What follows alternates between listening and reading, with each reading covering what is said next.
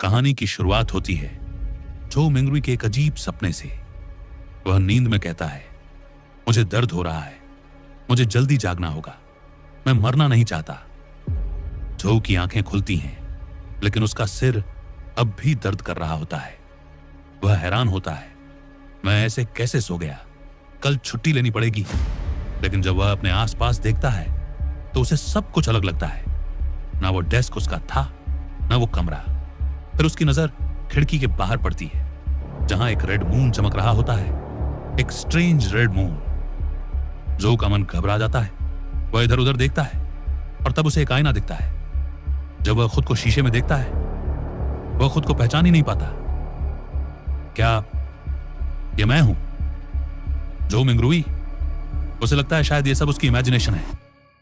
वह अपनी यादों को याद करने की कोशिश करता है। तभी उसे याद आता है, एक रात पहले उसने एक स्ट्रीट साइड बुक सेलर से एक पुरानी बुक खरीदी थी, जिसमें एक रिचुअल लिखा था, लक एनहांसमेंट रिचुअल। जो ने उस रिचुअल को परफॉर्म किया था, लेकिन उस वक्त लगा कि कुछ नहीं हुआ। लेकिन अब ये सब देखकर उसे शक होने लगता है कि कहीं ये सब उस रिचुअल का असर तो नहीं।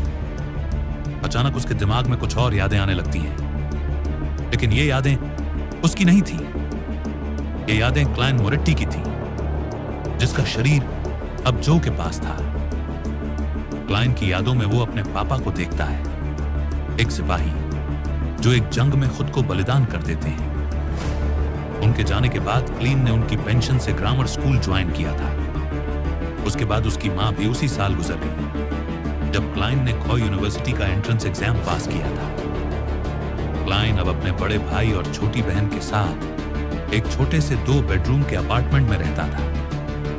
उसका बड़ा भाई इंपोर्ट एक्सपोर्ट कंपनी में क्लर्क था, जो दोनों छोटे भाई बहन का ख्याल रखता था। क्लाइन का ग्रेजुएशन मेजर हिस्ट्री था। उसकी पकड़ एंशिएंट फैसाक लैंग्वेज पर बहुत अच्छी थी, एक मुश्किल और पुराने युग की भाषा।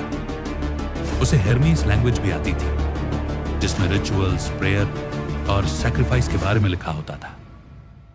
जो जैसे ही हेर्मीस लैंग्वेज का जिक्र करता है, उसकी नजर एक नोटबुक पर पड़ती है, जिसमें लिखा होता है, सभी मरेंगे और मैं भी। उसका ध्यान अपने हाथों पर जाता है। हाथ गंदे और खून से भरे हुए लगते हैं। वह सोचता है, क्या ये ब्लड है? मेरा सिर बेहद दर्द कर रहा है क्या? इसका इससे कोई संबंध है? वो शीशे के सामने जाता है, अपने बाल पीछे करता है और देखता है एक घाव। वो कहता है, क्या ये गोली का निशान है? जो हैरान है, ये कैसे हो सकता है? इतनी सीरियस इंजरी के बाद कोई जिंदा कैसे रह सकता है? वो घाव पर हाथ रखता है और देखता है कि वह आधा ठीक हो चुका है। मैं कुछ इमेजिन नहीं कर रहा, मैं सच में जिंदा हूं। वो सोचता है, क्या यह हीलिंग इफेक्ट उस लक रिचुअल से जुड़ा है? और एक और सवाल है, मैं मरा कैसे? तभी उसकी नजर टेबल पर रखी रिवॉल्वर पर पड़ती है। वो गन उठाता है और देखता है एक बुलेट गायब है। अब उसे एक बात तो कंफर्म हो जाती है, उसकी मौत गनशॉट से हुई थी। लेकिन ये सुसाइड थी या मर्डर? अगर सुसाइड थी तो एक इतना गरीब इंसान रिवॉल्वर अफोर्ड कैसे कर सकता है? इसके पास तो एक ठीक डेस्क लेने के भी पैसे नहीं थे। और अगर ये मर्डर था तो किसी गरीब ग्रेजुएट से किसे दिक्कत हो सकती है? जो अपना चेहरा धो रहा होता है और सोचता है, जो यादें मुझे मिली हैं वो धुंधली हैं, सब कुछ जोड़ना इम्पॉसिबल है। कम से कम मैं खुद को और कमरे को साफ तो कर पाया। मैं मेलिसा को नहीं डराना चाहता।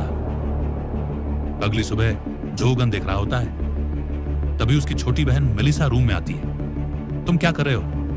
मेलिसा पूछती है। जो घबरा जाता है, गन को छुपाता है और कहता है, मैं पापा की वॉच साफ कर रहा था।